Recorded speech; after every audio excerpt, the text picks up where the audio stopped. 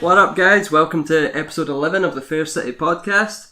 This is I say this every time, but it's an exciting one for me again because I've got a special guest co-host and I've got two guests to rummage through their brains on. So first off, we have our in-house first aider in case our guests take their passion a bit too far. My co-host tonight is a self-professed spooky girl, so tonight should be right up her street.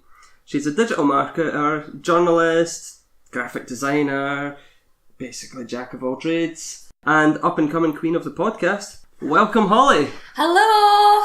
How you doing? I'm good, how are you doing? Yeah, not too bad, but pumped for tonight. Pumped, I'm nervous. Don't be nervous. We have a podcast with us tonight as well, a new podcast that's not recorded yet, not started yet, but will be out very shortly. Hopefully. And with the release of this, the pressure's on to deliver. So, first guest is a dear friend of mine who would do anything for you unless it involves bravery. The man who's deserted me on many a hairy moment and left for dead, but will always pick me up once the dust has settled. His real name's Graham, but his friends, and that includes all you who are listening, get to call him Chen! Hiya! Hi Chen, how you doing? Good, thank you. Good. I would ask how you are, but I already know because Hollie asked you. Yeah, that's the downside of a three-way or four-way or chat. Let's just high five.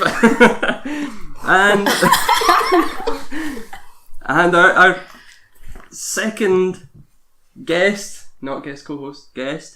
I don't really know much about this person yet, but I do know that he lives in England, is friends with Chen, and is starting a new dark podcast. So it kind of makes any even untrained psychologists probably worry like hell about his mental state.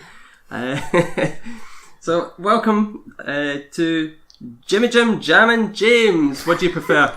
Jim. Or Jim. James. Fine, yeah. Jim. Thank you. How you Thanks doing? for having me. Good, thanks. Yeah. Excellent. So tonight's podcast, or today's, or this afternoon's, or whatever, is about your podcast. But before we do that, let's just get to the general chit-chat. So what you've been up to? Today or in general? In general. Not a lot. Tell people about yourself. Me? Yes. Oh my god, I am half Chinese. That's the first thing you go with. Open with that. Yeah. I There we remember go. speaking to someone once, they're like, well, where are you from? I was like, I'm from Perth. But then in my head I started overplaying it. I was like, I'm originally from Hong Kong. And it just got really awkward because she was a stripper. Right. Yeah.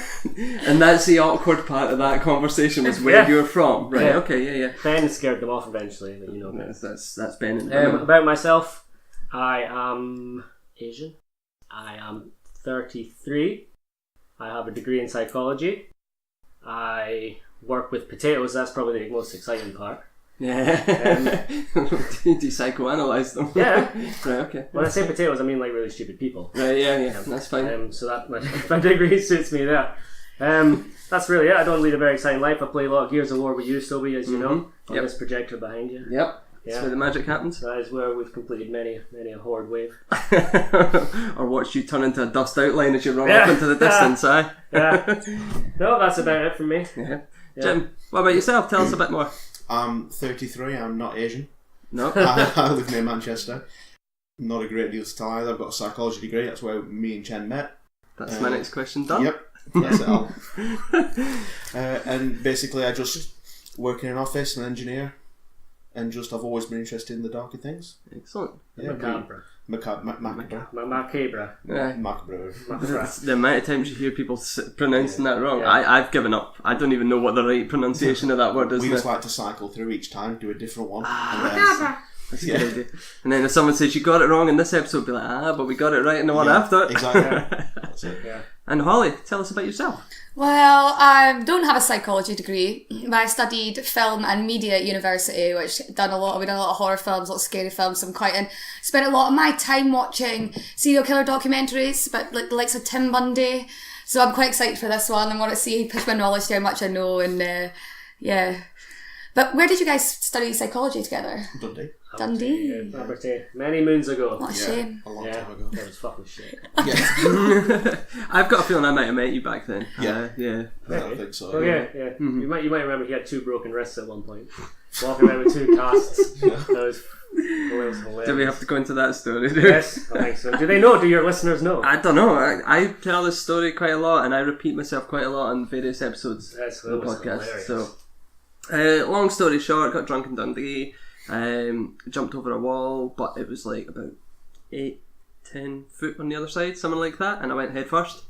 So the first thing to hit the ground were my wrists, well, my hands, then my face, then my chest, then my legs finally decided to break what was left of the fall. So first thing I'd done once I could breathe, because it took the wind right out of me, first thing I'd done was phone my brother. I was like, you fucking missed that was hilarious. And he's like, you alright? I'm like, I'm fine, I'm hurting, but I'm not like broken hurting. And then my wrist started swelling. I was like, I'm gonna have to go, I'm losing grip. And eventually got home, and my flatmate at the time was a doctor. She was in her 5th year. She's like, I don't know about your arms, but you're gonna have to get your face stitched up, because my chin was bust wide open. It doesn't show. No. You're still beautiful. Adds to character. And so yeah, ended up getting one arm. Like the NHS test for a broken wrist was, can you do this? And I went, no. Yes. She went, right, that one's fine, we'll let's try this one. In hindsight, I should have just put both arms like that and let them have a look. Yeah. So got my x-rays back, and they didn't even tell me. They're just like, right, go sit over there next to this trolley, plaster of Paris. I'm like, right, so it's broken. And oh yeah, it's broken, right, thanks. I was quite drunk, so it was quite funny as well. So ended up going home. Alan was with me that night. Sanj. Aye. Sanj. Shout out to Sanj. Yeah. And it was so funny. During the night, I had my hand on a pillow, and I realised, so I went to move it with my other hand, I realised, nah, it's not working. And I could tell by the feeling it was broken as well, because it was numb. So in the morning, I got up. It took me like an hour to get dressed, and half an hour of that was just putting socks on. And I says to Alan, hey, Alan, you need to get up. My other arm's broken. I'm going to have to go to the hospital. And he just goes, are you using that cover? No, I'm not. Grabs the cover, pulls it off the bed because he was sleeping on the floor, rolls over and goes back to sleep. I'm like, Typical Sanj. Typical Sanj. So I ended up at a hospital with 2 casts on, and this nurse walks past, looks at him and goes, well, that's unlucky, isn't it? So, What? Are you joking? Brilliant. trying to raise the middle finger and it wasn't working. So that was me. I ended up with two broken arms for 5 weeks. If I remember, it was a pink and a blue. Red and blue. Red and blue. I wouldn't There put a you pink one on. I was pinks for go. girls Pinks back for then. girls. Yeah. You're entitled to whatever colour you want now. There's no gender assignment for any colours at all. You can be any gender you want. Like Like any colour you want. Before we start, can I just say the beard game is really strong tonight? You've got like the start, you've got middle, and then you've got this guy over here.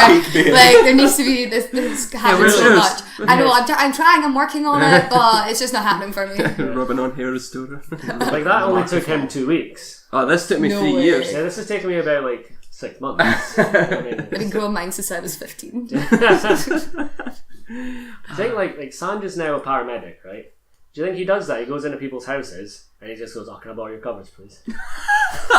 No, he looks at them bleeding out and goes, "Oh, that's unlucky." Isn't it? But are you using those covers? Brilliant. Does he listen to your podcast? Yeah, he listens. I love So Sanj. shout out to Sanj. Just a couple of things I need to cover off. Firstly, thanks to Army of Freshmen for the intro music. We'll always have forever. You'll get that on Google Play, Spotify, all the usual places. I've written this all down. I've forgotten it, and yeah, that's the point I've just covered just now. Okay. I'm all over the place. It's okay. Working it. Yeah. It's Chen's beauty. It's just kind of distracting. Yeah, you're not the first one to say that. All my victims do. Yes. Oh, Oh, speaking of- this is going to take a turn. So speaking of victims, that just leads us nicely into your podcast. So tell us all about the podcast. Over to you guys, and we'll quiz as you go. Well, our podcast is going to be true crime. Yes. Focusing on serial killers and murderers or specific murders? Because you've got some in mind about that. Yeah, anyway. I've got some specific murders in mind that are interesting. Basically, we don't want to cover anything that's like gang related or mass murdering, mass murders, war criminals, nothing like that. It's trying to focus on stuff that's interesting because of like the mental position that they were in when they committed the crimes. It's obviously some of it's going to be quite unsavoury, some of it's going to be graphic and gruesome. But if you're thinking, I might like to listen to this podcast, generally you'll be up for that anyway. Mm-hmm. Yeah. We're calling ourselves a badly researched podcast. I quite like that little tagline. Yeah, just, because we're probably not getting all the facts right. But We're going to have an absolute laugh doing it. So is that the official title of the podcast? It is a bloody mess, a badly researched podcast. I think the main thing is there's lots of podcasts which already go into so much detail about it and have really long episodes, and then there's lots of podcasts which are on the other side which are bordering more on comedy, and we want to try and do something in the middle.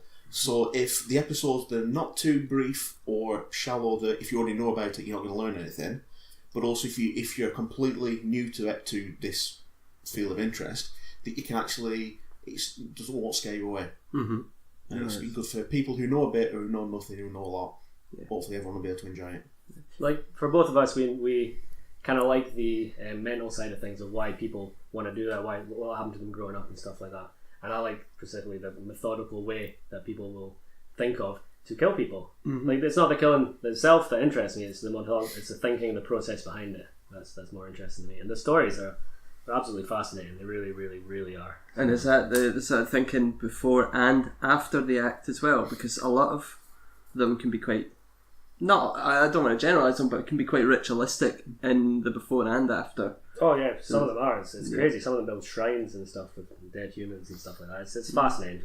It's fascinating. We'll just we'll pick one serial killer, one murderer, and just tell their story, basically, and just have a laugh along the way. Yeah. So it's going to be one serial killer or one murder per podcast. Yes. However, I've overdone it on the first one. I think that's going to be a 2-episode thing. Yeah. Have you got give us any tips, teasers that are coming up, anything that you've got lined up?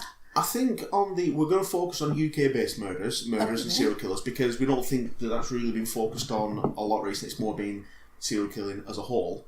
But I think we are going to... There's some interesting ones that we're aware of that haven't been covered, but it might be every 4th or 5th episode's an international one, and it's a brief covering of other people who we couldn't make a full episode on. Mm-hmm.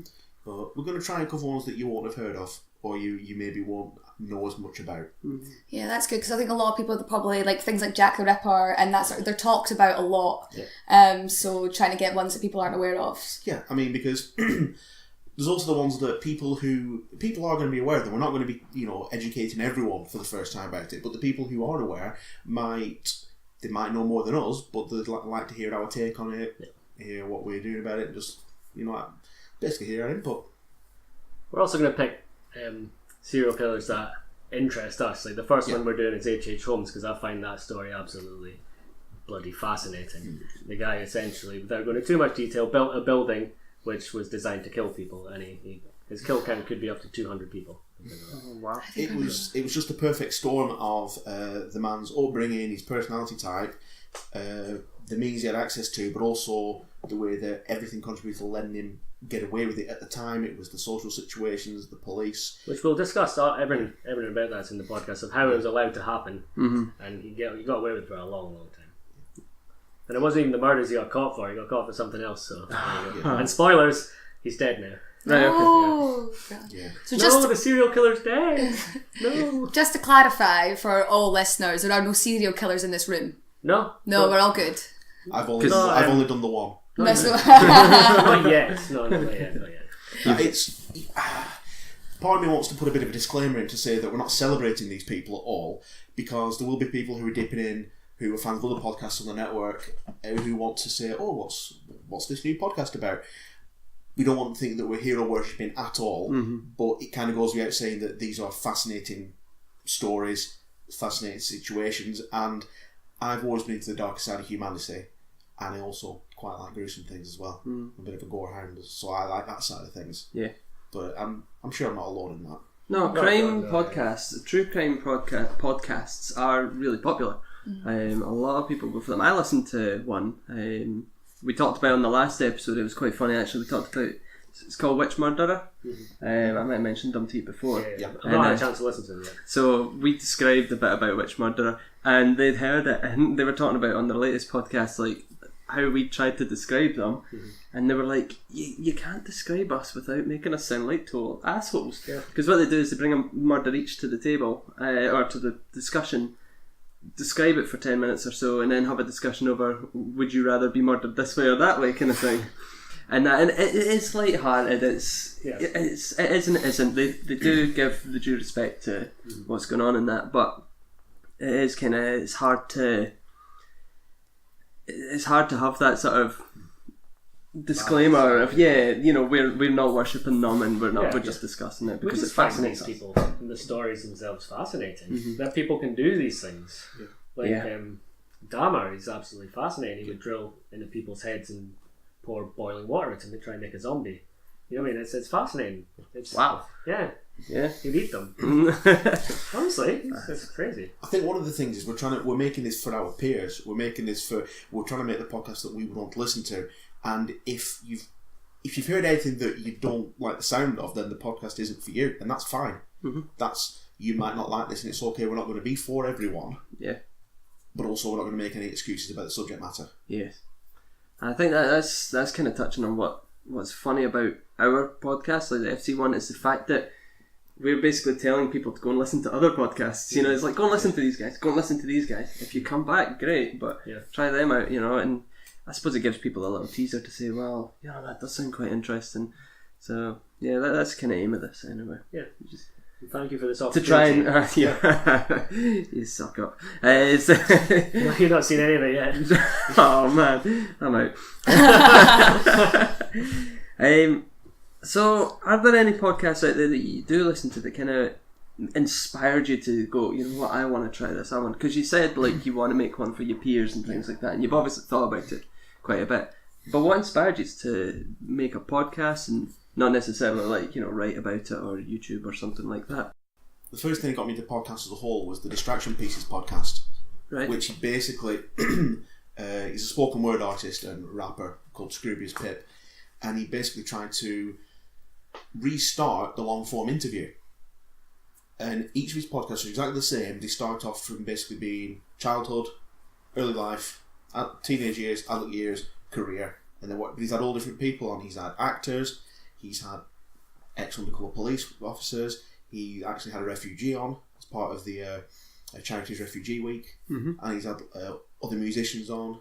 And it's a fascinating podcast, and that made me realise that there is more out there than just television and magazines. And it's this whole other form of medium that's just so much better for this day and age. Yeah. And I suppose when you get back into the subject matter, Last Podcast on the Left is a massive influence for us. I mean, that is essentially the perfect true crime, occult, paranormal podcast. It's fantastically researched. They're hilarious guys. And I don't think we're going to be anywhere near as good as that. No, not at all. No. Not at all. But there's other ones which I think they managed to have the perfect balance between the right amount of facts and the right amount of comedy. There's other podcasts which I feel don't manage to get the balance right.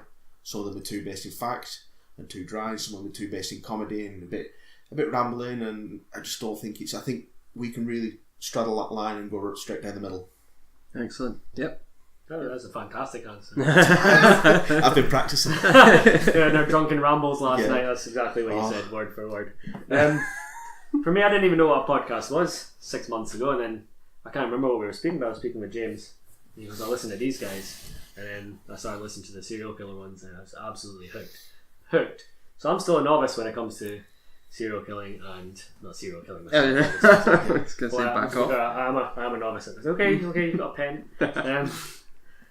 So yeah, I listen to that one quite a lot because, as James says, their research is top notch and they are hilarious at times. I mean, I drove down to England the other day, just put one of theirs on, and we were just cracking up. But they've got a good balance. Another one is All Killer No Filler, which are two comedians, and they are very, very funny.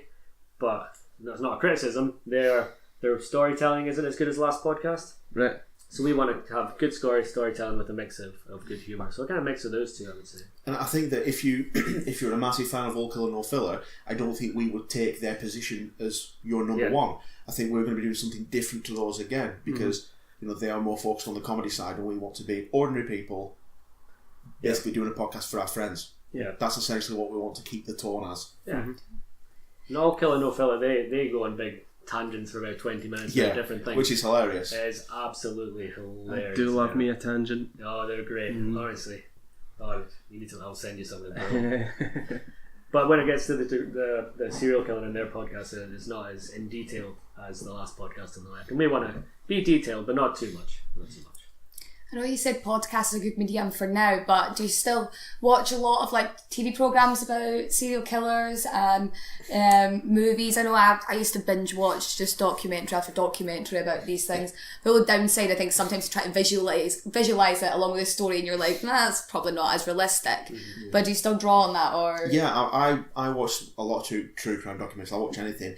I personally find it really hard to watch anything with reenactments in. Yeah, that's what I mean. It's I would rather have an academic person tell me what happened than have minimum wage actors rolling around in a flat trying to stab each other with plastic knives.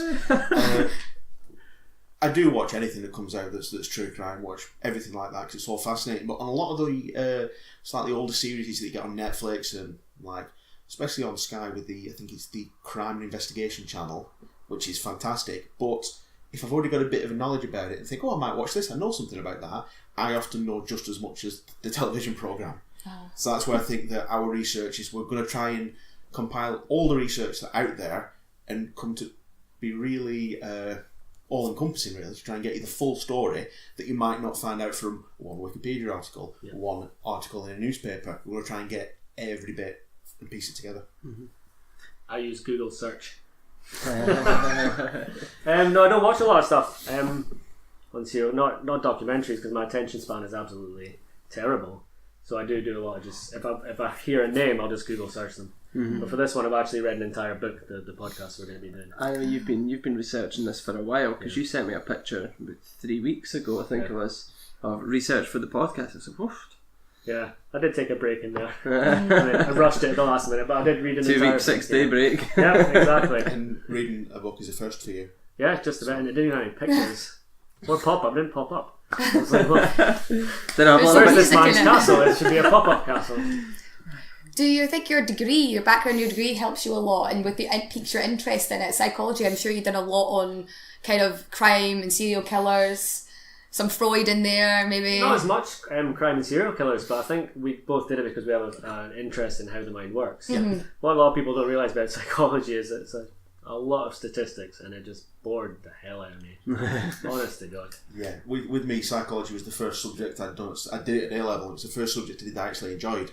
So I was like, I don't just want to do this as a career, but I want to do more of this. Yeah. So when you try and decide your future at 17, I thought, I'll do a degree in this. It's a subject I can do and I'm good at it. Went away and it's very interesting. Lots of stuff is fascinating, but I think it's a bit of the question. It's a bit of a chicken and egg. Is it, do you like serial killers because of your psychology degree, or do you like serial killers for the same reason that you chose your psychology degree? It's just liking the understanding of people, understanding of behaviour, and to a certain extent, it's just as interesting to find out why people do normal things as it is to find out why they do abnormal things. Mm-hmm. But it's not as interesting if they've been for a story people point of up. Yeah, not as interesting when they have been murdering prostitutes. Yeah. Each of you got a favourite? This is a really bad thing to say. Like, do you have a favourite serial killer? But do you know what I mean? Like someone that piques your interest the most. Mine. I was out for lunch with James, and I was still very new to this serial killer thing, and he just told me about H.H. Holmes, the one we're going to do our first podcast on, and it was the most fascinating thing that this guy had got into his mind to build it, and even the way he built his hotel, just designed to kill people, was incredible. So he's my favourite, if you want. Favourite there had quotes around it for those who can't see. Favourite has not camera here. Phrases. Yeah. I think I've seen Hostel actually. Yeah. So. that was based on it. Oh God. Hostel's a great film. I'd use that for research. Yeah. For me, I think my favourite serial killer would be Richard Chase, just for the fact that he was a very, very unwell man from the beginning. The situation again, everything aligned to kind of allow things to happen. It was a period in time where people weren't looking out for serial killers. He was a very damaged man. He actually got sectioned at one point, and then when he was released into the care of his mother, she persuaded him to come off his tablets because he wasn't himself. And then he went on to commit some horrific murders. And we would like to possibly cover him on one of the international episodes later in the series, but he believed that he had to drink the blood of people to put blood back into his body. He believed his stomach was upside down. He believed his blood was turned into dust. Maybe it was though. It could have been. Yeah, I mean, no one's checked. Let's go check. That could be a field trip. Yep. But yeah, I mean, that one he was just a very unwell man, and there's been people who have been equally as unwell as him haven't got to that stage, and it was just horrific when he arrested. The state of his apartment was horrific. But that is something that I'd like to get into.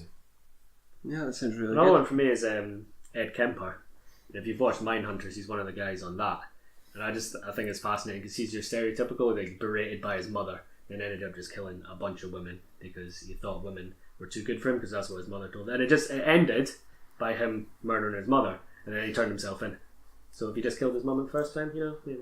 Or just turned himself in and... And he's also like, he's in jail now because he didn't get the death penalty because the death penalty wasn't a law at the time in his state, but it is now apparently. And he now reads audiobooks for children. And apparently he is the model prisoner. He helps organise people to go to their psychology appointments, stuff like that. He's the model prisoner. So do you think, like, killing his mum kind of gave him some kind of mental closure or cleansed him in some way? It could be. Yeah, it really could. It could possibly, that was what he was always building up to. Yeah. But there's also things that now the way he's saying he's helping people in prison, but a lot of this is relating back to him being superior. He's better than everyone else. He wants the notoriety. He wants to be, he's the most dangerous prisoner in there, and he's also the most helpful. He wants to be the one that helps people. A lot of the information that he held with Mindhunter wasn't amazing quality information. He was telling what he thought they wanted to hear. He did seem to build like this whole personality that wasn't him, and everyone loved him. He was a well-loved guy. He had to convince the police to go check his mother's house to make sure she was dead. He's like, "I've killed my mum, you better go." They're like, no, you wouldn't do such a thing. You wouldn't. Just like I wouldn't kill you guys. Before we stop recording. Yeah. What's up, Fair City Podcast? This is Chris and Dan from Fresh Talk. Check us out at freshtalkpodcast.com. That's right. And if you had any idea how long it took me and Dan to do that bumper, you would actually probably never listen to us. Totally true. Get him, Stoby. I always find female serial killers really interesting because there's not as many of them, and it's always like I just find it crazy because there's so many. Like, I think I read a statistic that was 80% of serial killers are between 20 and 30 and they're white male, and then that 20% are women. And is that something you think if you found someone you would feature it on? Well, James can answer that. That actually leads us to without spoiling too much, our second episode, or the second story we'll cover, is actually about the UK's first serial killer, who is actually a woman. Ooh, wow. I'm looking forward to that one. That'll be a good one. It should be. I've not read the script yet. That's one thing. I'm going to get that week. But that's one thing we're trying to do is I'll do one that he doesn't know a lot about, and then I'll be basically telling him the story to get his reaction as well. He'll have a good knowledge of it, but I've got a terrible knowledge of Mary Ann Cotton, so I don't know how that's going to go. You just gave the name away. Oh, sorry. Did you not want to give the name away? Well, I don't know. Was it a big secret? He was cagey about the name there, and then you're just like, Mary Ann Cotton. Sorry. It's a 2-stage reveal. Yeah. Teamwork in action. Sorry. Sorry, I'll just leave. No. Just do this by yourself. Yeah, so that's something that I've not seen done anywhere else. No. I mean, some of them do it, but they'll do it in the kind of, it's one for me and one for you. Like My Favourite Murder, they do one, Karen will do one, then George will do one. But we're going to split it into an episode. So one episode, you'll be the teacher and I'll be the student, and then vice versa. The following episode, because I think we'll be able to give more in depth, and also you can guide it more. Yeah. And stop us going off on too many tangents. Back to what you said about the women serial killers, the interesting thing about that is most of the female serial killers don't have the sexual element to it, which is something it's interesting. There's only very few have that sexual gratification like element that to Aileen, it. what's her name? Aileen Wuornos. Aileen Wuornos, she was mental. Yeah. And I watched her documentary and I was like, what the hell? Yeah, she was a deeply troubled person, but there was a lot of her murders were, all of them were literally circumstantial. She realised that she could do that, it was easy to rob them if she got rid of the body, and then her story would stand up more if there was no one to say. If she said, "Oh, he raped me," then there was no one to say, no, I didn't. Because she claimed all her murders were done in self-defence. She was disturbed. Yeah, she was a deeply troubled person. But it's interesting when you look into it. I think you can really only get away with that once as a defence. If you're on your fourth rape murder, I think she was on definitely more than 4 as well. Yeah, and the thing is, though, she was working as a sex worker alongside highways. So that was her excuse, like, oh, it's happened again. So statistically, it happens to someone once every 100 people you sleep with. That might only be a month for her. So that was kind of what she was justifying. It was saying, yeah, it's happened 4 times. However, look at all these people I have been with that I didn't kill. Okay. Whether that was true or not, that's the other side of it. But then she kept the names of all the people she slept with. Is that what you're suggesting there? Which are all these people? Look at She's this not long like- list she's not of like me, prostitutes. She wasn't cheap, but she was very. She wasn't. I don't think she was intelligent. I think Yeah. she was quite. She had some serious issues when she was yeah, younger. she had a different kind of intelligence. It was probably the definition of street smarts, really. Yeah. But she would have to keep that Interesting. audit trail for tax purposes, obviously, So, I mean, that is a main concern of sex workers, to make sure they're keeping adequate tabs on their transactions. absolutely, From the yeah. IRS. Yeah. What comes in and what goes out, so to speak. Oh my god. Trying to get that joke in there. Oh no. And that note, I'm going. Bye. If you were to have guests on your show, who would be your dream guest, and what would it be? Someone who was interested in talking about it, or would it be a serial killer, or? Can I say anyone in general? Okay, yeah. I'm going to say Chris Whittick just to see if he's listening. Right, okay. There you go. James, you can have a proper answer now. My proper answer wouldn't be a serial killer. It'd be Paul Harrison, who's the UK's Mindhunter. Right. I've recently started going to his Wednesday night crime club in Manchester, which is fantastic. And the best thing is, get him on a tangent, and he'll come out with stories about Charles Manson. He'll come out with stories about Edmund Kemper, and he's worked with these people, worked with the FBI in the 70s, 80s, and 90s in America, and he's helped in the UK as well. And he's such a fantastically interesting person, but he's also really humble, really down to earth, and a genuinely nice guy. And he would just be, he's not the kind to come in and start spouting stories and, oh, when I did this, when I did that. That's why you kind of need to get him off on a tangent, distract him. It's like what you do at school. You'd have an interesting teacher, and you'd say, oh, tell us about that time you did such and such. And he'd go, oh, all right. And you'd ask him a question about one case he's talking about, and then he'd suddenly start telling you about Charles Manson. Yeah. And the first-hand experience he's got, you're not going to read that on Wikipedia, because he's not the kind of person that would publish everything, that would write about everything. He's gone there, done his work, come home, filed his report, and then gone on to the next bit of his job. So you're getting first-hand information that you've never heard anywhere else. Yeah. And he's a fascinating man. I find that quite strange, actually, if you're dealing with cases like this, and like you say, you file your report and then just move on. Yeah. I'd file my report and sit up all night and be like, It's off from McDonald's. what the fuck just happened, maybe that's just me, though. I think it's the desensitisation to it. I mean, Maybe, that's one thing that we're guilty of, being completely desensitised. You'd be reading through and go, oh, what, he only strangled her? No, that's boring, that's not worth covering. Stabbed 52 times. Quite bad. Mansons are letting themselves in. You mean, what? There was no disemboweling. Oh, it's like, no. He's only got one arm off. What a lazy man. I think that is something, though, is for the general public, is a sort of almost a coping mechanism in a way. Is that it just it's that general desensitisation to a lot of things. But also, I try not to think about it too much, because it is very, very sad. Some of the stories we're going to tell are very, very sad. Sad moments. We need to remember at the end of the day, these are people's children, these are people's wives, husbands, parents, Ancestors. sisters, ancestors. We could be telling, especially with the UK cases. I could start listing out names of victims, and one of the ancestors could be living.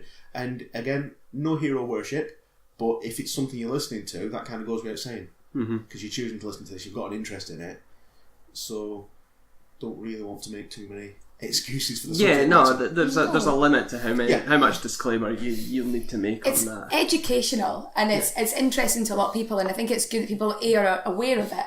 And they're aware of these things happen, because you can come from a really sheltered background and have no idea that this is happening elsewhere. But also, if you think about the amount of art form that's come out of serial killers and murderers, the films, every Hitchcock film, every single thing, the songs, the people express their guilt about it or their sadness about it by talking about it and using it as interest subject matter. I mean, that was something that me and you bonded over when we first met. We're both massive metalheads and big into every kind of metal. I'm a massive death metal fan, so obviously 7/10 of the songs are about Satanism, and murder and 2/10 of the songs are about space. It's like that kind of thing, but it's mainly like a lot of the bands. It's considered it's the musical form of a horror movie, and it's just well, when you call your band Cannibal Corpse, yeah, exactly. You know what's going on in their minds. You know, the main ones. I mean, they get so much like they're not condoning it; they're just singing about it or screaming about it, growling about it. They're just conveying a message, and it's the general public back in the day didn't really get their head around that. They were like, "Oh, they're condoning this, they're passing this message on." It's no different to it's no different film. To a film, that's always been. I think it's always been music. Well, you don't think it would sound weird if Cannibal Corpse had all their musical stuff, but singing about like falling in love with a woman? Well, what about if you think about it, the early Gojira albums, which is an album about a massive whale flying through space. Is it? Yeah. So you can sing about other things in metal. But I'm really pretty convinced that the Beatles did not live in a yellow submarine. Yeah, exactly. 100%. That is a small amount of creative well, license. I would like to interview one of the Beatles to see if they lived in a yellow submarine. I also don't think he was a walrus. You can go on for this for a while. I don't think Ozzy Osbourne was a man made of iron. But it's art subject, and it's used in a way that you can't maybe relate to the victims in a way to understand it and understand it better, and that's okay. This doesn't have to be justified. Yeah, it's back onto the same thing of what everyone does when they're a teenager. They go and watch it's a lot easier to find nowadays, but videos of people like death videos, gory pictures. It was back in the early days of the internet when you were looking at things, going, "Oh, I've got to go on this special website." Think it was censored. Yeah, you were like, "Oh my god," and tracking stuff down. Having to mail order the Face of the Death DVDs that me and you watched in my flat. Well, they were horrible. Yeah, and was that a proper snuff like? Or? Yeah, well, it's not snuff as such. It was compilation of deaths, but the original Face of Death film got in trouble because they'd cut in other films into it. So there's one scene of it was basically, I think it was a 10-second scene of someone throwing themselves off a building, but they cut in footage of a crew of firefighters rushing through the building like they were trying to save them. That wasn't happening at the same time. That was filmed on a different day, different dates. It was a training exercise, but they'd done that to get more sense of drama and gravitas to it. I've forgotten about that DVD. Thanks. Yeah. I'll bring it up next time. No, please don't. No. We'll do a podcast on it. Yeah. Don't watch this. End of podcast. It's psychoanalyze people who watch this fucking DVD. Yeah. And we're not condoning that kind of thing nowadays, because all it is ISIS beheadings, terrorist videos, and when I think it was around about the time that it was in the Ukraine or Russia when those teenagers were murdering people, that was kind of, I didn't watch that and I thought, this is the limit for me. I mean, I don't say I like it, but I find videos of accidents interesting and people getting injured and things. It's fascinating because you realise that that's what's inside you, and you realise how fragile people are. But then when it comes to actual people being murdered, that's where I draw the line, really. I don't advise people go searching for it today. No, don't ever watch that. No, it was back when the internet was good in the early 2000s. There's other stuff you can get on the internet, James, you know that? Yeah. It's You still can good. get your shopping on the internet. I sometimes buy jeans. Tesco delivered to your house. Yeah. So you're going to draw the line then between talking about recent serial killings, even though there's not that many, but like recent and old, just to kind of, or are you just going to, is it kind of all encompassing everything? I think it's a bit of a tricky thing because serial killings have died down because the police are a lot Unintended. more. Well, yeah. Yeah, I mean the police are a lot more on the ball. There's a lot more security cameras. I mean, there's been some recent ones in the UK, which we will cover, which are interesting because if there are listeners overseas, they won't know about them. And that'd be interesting. But I think really that it was the circumstances in the 50s, 60s and 70s that caused the serial killers in the 70s, 80s and 90s. And because they were aware of what was happening, schooling methods were different, parenting methods were different, social services were intervening sooner to take away children from violent and damaging environments. So it was, I think that we're missing out on a lot of these serial killers, or they're being picked up earlier. When these kids are walking around with roadkill, dead cats, setting fire to schools, things like that. Still wet in the bed. Still wet in the bed at like 12, 13. People are picking up on that and going, oh, this is a deeper lying problem that needs to be resolved. Yeah, the understanding of how people work and what could lead to be a serial killer is better. So they're probably getting picked up earlier. Yeah. But some of the stories, the kids could have been picked up early. Like Dahmer could have been picked up as a kid. There was a lot of signs there, but he didn't end up to killing a lot of people. I seen a documentary about a 90s serial killer, and it was like his first victim, he fed him spaghetti and kept feeding him till eventually his stomach burst. And then the second victim, he had to cut a pound of flesh out of his own body to... Are you talking about? I think you're talking about, Yeah, that's a bit I think there was my 6, knowledge. was there? So for the people who are not as educated in the room, I was reading loads of stuff today at work. Well, I was doing loads of work today, and trying to understand more. What's the difference then between a serial killer and a mass murderer? Well, basically, a mass murderer is someone that kills lots of people. Like recently, the shootings in Las Vegas. That guy's a mass murderer. At one time. Yeah. I think there's actually, I should have researched what the actual definition of a mass murderer is. Well, I think I might have it. Go on. Serial killers let time pass between murderers. Mass murderers have no time pass between murders. Yeah. That's a big mouthful, but yeah. With mass murderers, you can get into what people call spree killers, which is where they never calm down. A lot of serial killers will have the first kill, a period will elapse, they'll have the second kill. That could be a month, it could be a year, it could be 2 years, and then between the second and the third kill, that time will significantly reduce, and the third and the fourth, that will reduce, fourth and the fifth will reduce, and they'll go into what's commonly referred to as berserker mode, and that's generally when they're caught. It's when they're killing people. Ted Bundy went to the sorority house, and Ted Bundy went to the sorority house, killed everyone. Jeffrey Dahmer was building the shrine. It was when they really think that I'm getting away with this, the rules don't apply to me. Something I've always thought is that we all abide by these social norms and rules, and it's things like you don't shout at people, you don't hit people, you're nice to people, and it's how you're brought up. But if you don't have this sense of compassion and empathy within you, and you take a human life, and you can live with yourself after doing that, well, then you kind of think, well, if that rule doesn't apply to me, none of the rules apply to me. And it's just, you think, you're not going to be worried about parking tickets, electricity bills, if you've taken a life, because that's like the ultimate thing that you could do wrong. And if you've done that and you're fine with it, then really none of the rules apply to your society, which then means that people find this freedom when they will commit a murder, suddenly feel like they become free, they can finally be themselves, and then everything goes downhill. Mm-hmm. And then they do something stupid like not pay a parking ticket, and that's how they all get found. There's always something stupid. They don't get caught for the murder, they get caught for something absolutely ridiculous. Yeah, I mean, we listened to a podcast today about Richard Ramirez when he was fleeing one of the houses. He was followed for, I think it was several miles by a police car, and the police car was turned off and just didn't follow him because they didn't have number plate recognition. The car was reported stolen, but unless they have someone saying look out for a blue Chevrolet, they're not going to be looking for that car. Mm. And they get sloppy and then they get caught. Yeah, that's what it is. And the serial killers compared to mass murderers, they generally have like a specific MO and how they do it. It's very methodical and very well thought through. In most cases, anyway. Yeah, I think with like mass murders is you can go into like mass murders who are doing it for business reasons, who are doing it for personal gain, they're working out competition. It goes into organised crime, and then you think like serial killers doing it to kill. Yeah, that's it. Mass murderers doing it because they're angry. Yeah, that's not that's a broad definition of it, but it's because they have a pathological need to kill people. Really, that's what's interesting. I find anyway the methodical thought process of how they do it. Their MOs.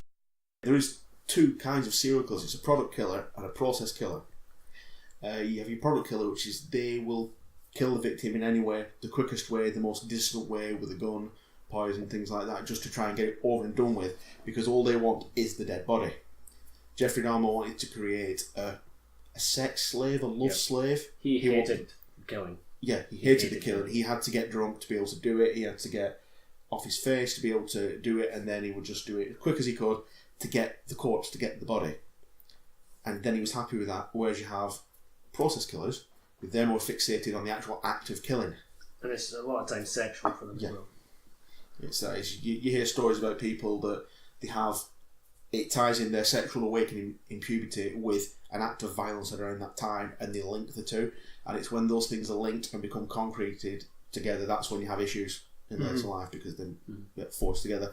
But with those as the process killer, that's often where you get you really sadistic killers, the torture, the BTK, toy box killer. Yeah, the horrific ones, they're getting pleasure out of it, and then once they're dead, it's like, don't care. That's it, I mean, they're doing it for the end goal of killing. I mean, some of the process killers are actually the murder is literally just the way to get rid of a victim, to get rid of someone who can testify. Yeah. Mm-hmm. It's they're not bothered about the killing. They want to do the torture, the rape, The product. the abuse. Yeah, and then when they get the body, they're like, oh well, just need to get rid of that. Yeah. Not bothered at all. There's, yeah. You guys know your stuff. We were frantically researching 10 minutes before you got here. Googling. I got my phone out under the table. We're just name dropping people we saw on Wikipedia. Hope we get away with it. Now, I believe you had a quiz or a game you wanted to... Well, I was going to add some questions that I was going to ask you because I wanted to know more, but you've probably covered most of them. That's what I'm saying, like, nope, done that. I've covered most of them. So what I did was created, because it's really realistic. First off, I'm going to talk about the fact, have you watched Making a Murderer? Yes. And now this is a great time to launch this podcast because they're doing Making a Murderer 2 very soon. Yep. What do you think? Well, what do you make of it? It was...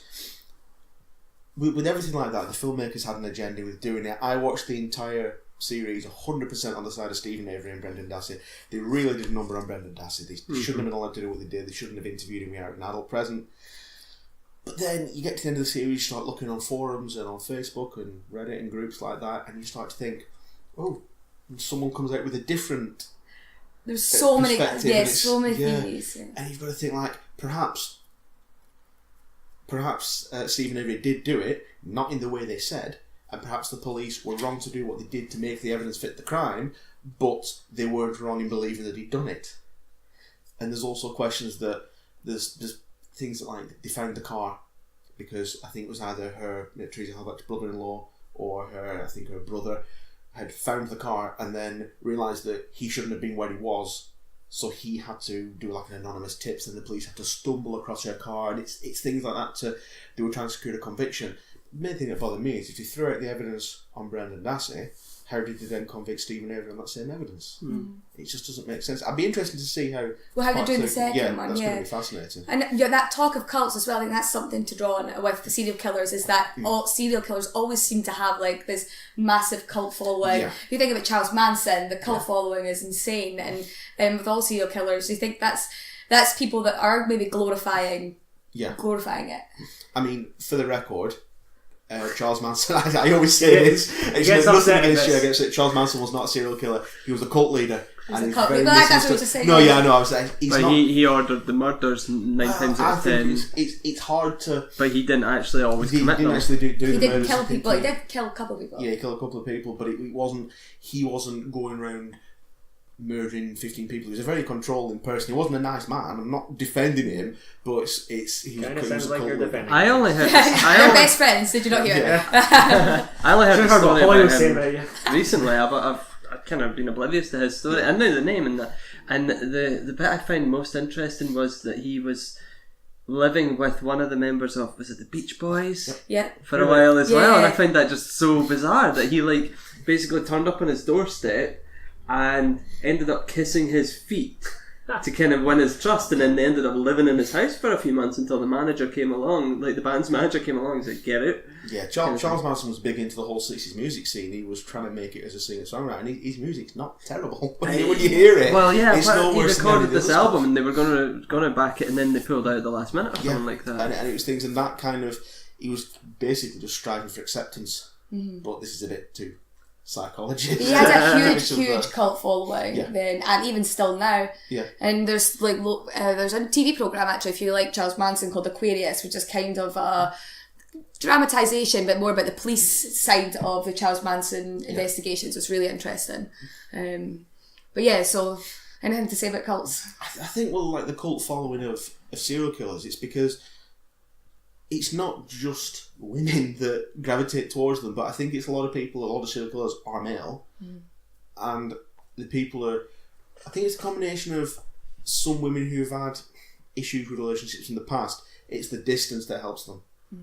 And they can choose what qualities they like and don't like, and it's almost like, I like this person, he's never going to get out of prison, but that's okay, because that kind of takes the chance away. And it's just, I think a lot of it is also, if you're starstruck, and it's the way you're wired up. If you're really into music, you're going to fixate upon different songwriters, different bands. If you're really into true crime and serial killers, you're going to fixated around someone. If you think they're really handsome, you're going to go, oh my god, he's amazing, he's so dreamy. He did all this, but I don't think he did myself. And a lot of things about serial killers, they're very manipulative people. Very.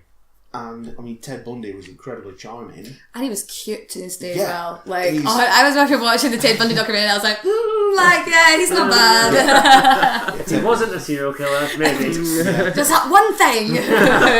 But it's just that I think a lot of it is appealing to people that have had failed relationships and have got issues themselves, and it's the distance. I think it's the distance more than the actual person. And the writing of the letters or whatever Yeah. is almost like a vent for them. It's an outlet. And it's very romanticised as well.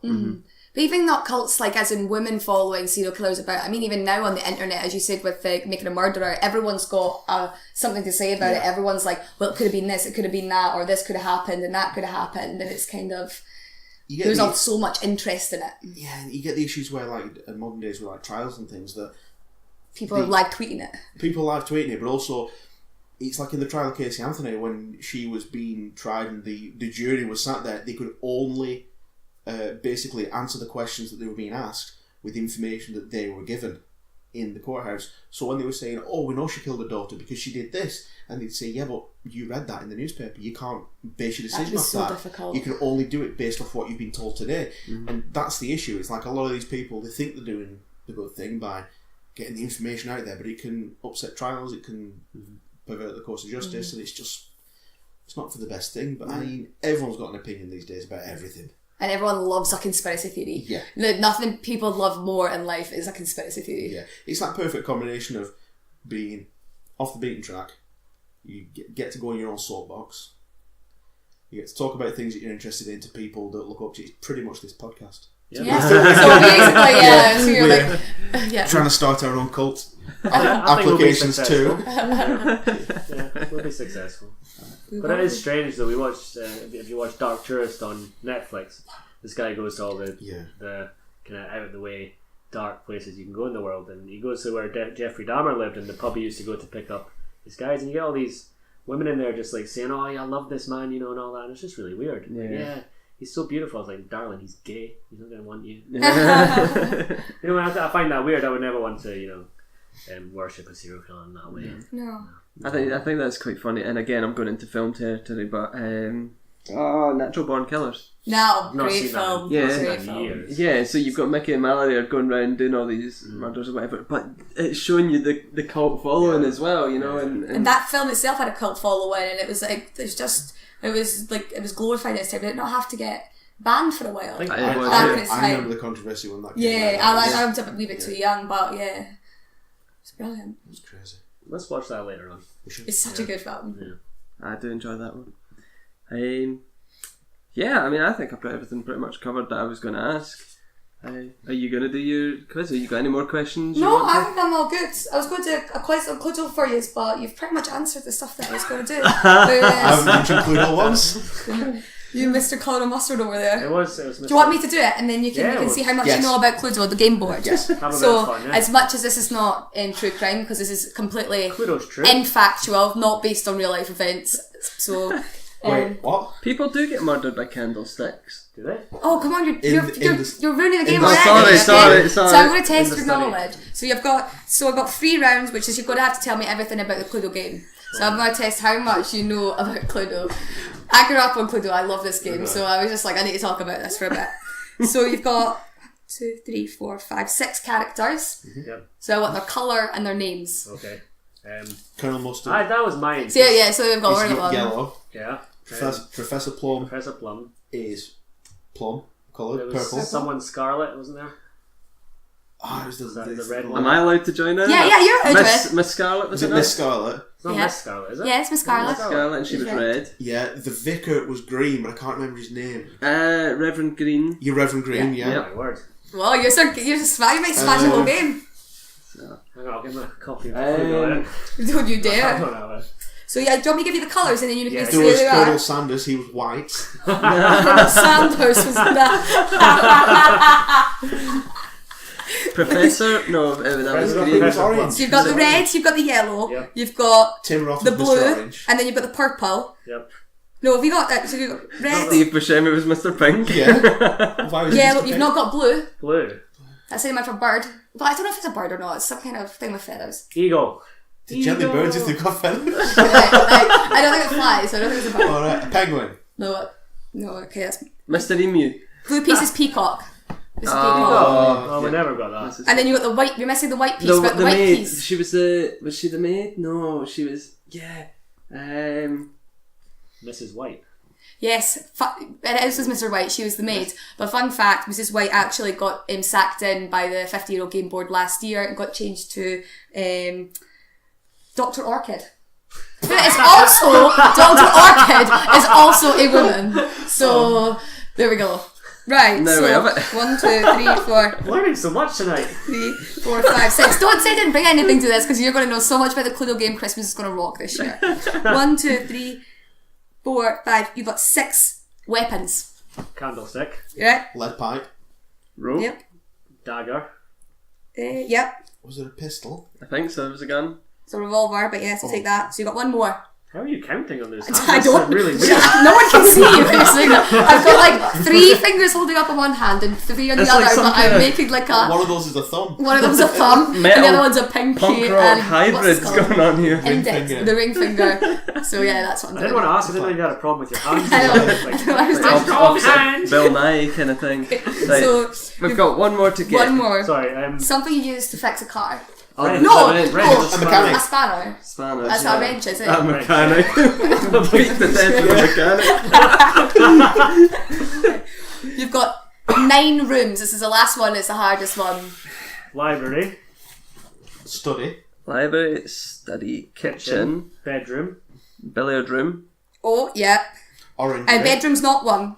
Bedroom's not one. No. Second bedroom. Alright, we're not all that fancy that we've got a spare bedroom. Downstairs Ensuite. toilet. The pantry. Yeah. The observatory. So we've Grab on got, your pen. actually, He was killed in the orange ring. So we've got, so what did we say? living We've room, got the library, lounge, study, library. kitchen, lounge, billiard room. So Wine you've got- cellar.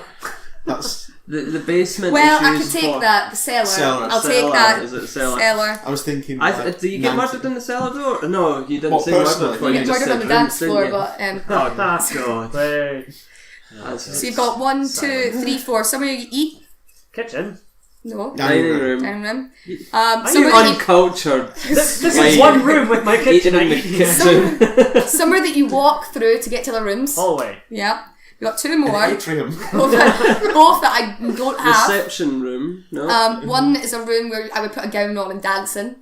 Dressing room. Bedroom. A Ballroom. Yep. I've got a ballroom. Can Last I show one you? is where you sit out when it's sunny and it's attachment to your house. Conservatory. Yeah, conservatory. Well, I don't think it's probably an attachment to your house in this game, but it Did was. they have conservatories in like the 30s? When Yeah, what was it? What is a conservatory in the 30s? We went with observatory That's a before we went with greenhouse. conservatory. Yeah. And the game was put out in 1949. Really? So yeah, so it's That's very why. old. That's why they didn't have bedroom because it was a bit uncouth to me. But they had It was called the 65 sleeping other room. rooms. Yeah. So yeah, there you go. Now you can all play Cluedo very well. I can imagine some like And you all have some trivia knowledge. you very 1950s much. father sweeping the board off the table because they had the word bedroom on it. I've not No, had it's that in my We house. are not posh. I'm going to my conservatory, not the bedroom. Or the billiard room. What's a billiard room? Is that where they play pool? Well, it's Yeah, where they play billiards, billiards. I thought it was actually a guy called Billy Yard. Oh dear. Yeah, See, sorry. look, you could have fun on Serial Killer Podcast. Yeah. Yeah, Maybe we should do a game, like a trivia game at the end of everyone. that would be Just an to lighten the mood a Just bit. to lighten the mood. Like, we're all going to go laughing, thinking about Dr. Orchid tonight in the billiard room. So basically, you're gonna have to listen to my voice for an hour and then do a test. So I just That's what How it's many gonna be. children did he kill? just imagine it at the end, be like, and then he murdered her. Question 1. Yeah. What is Mayfair partnered with in the Monopoly board? I think I know this one. What year was Monopoly made? Oh, I don't know. You may now turn over your paper and start. Oh, brilliant. No, that was fun. Well, cheers, guys. Yeah, Thank you. that's great. Thanks for having us. So on the old internets, where can people find you guys? We are on Twitter. We're on as a Bloody Mess podcast. Excellent. We're going to start an Instagram. Yeah. Yeah. You can get us on email. We haven't got a Facebook page yet, but that's coming very soon.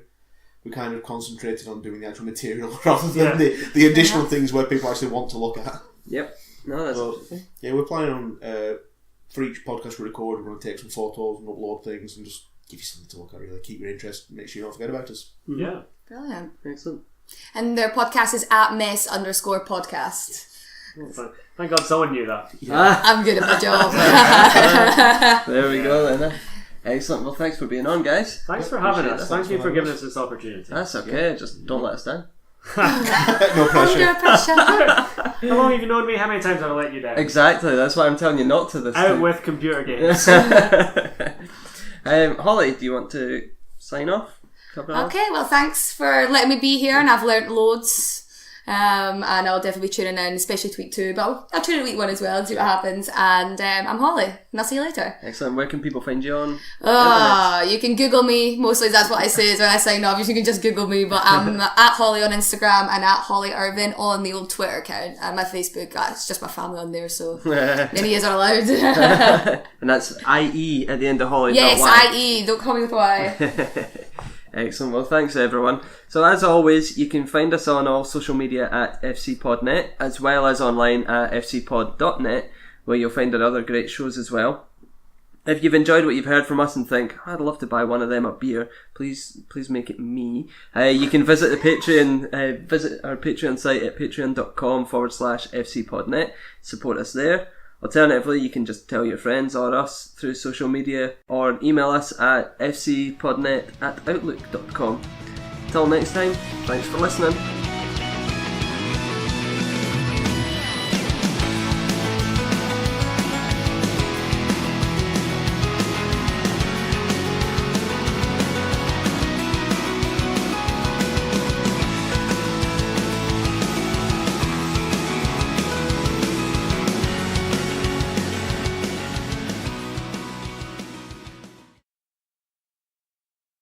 Bye-bye. I've just opened my Google and it's Gary Ridgway that's on there.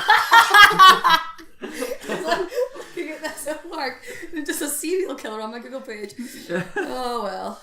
It's better than what was on my Google page when I opened it the other day. I got you there. Didn't Oh, I? that was so funny. It's so funny. I think that's still up.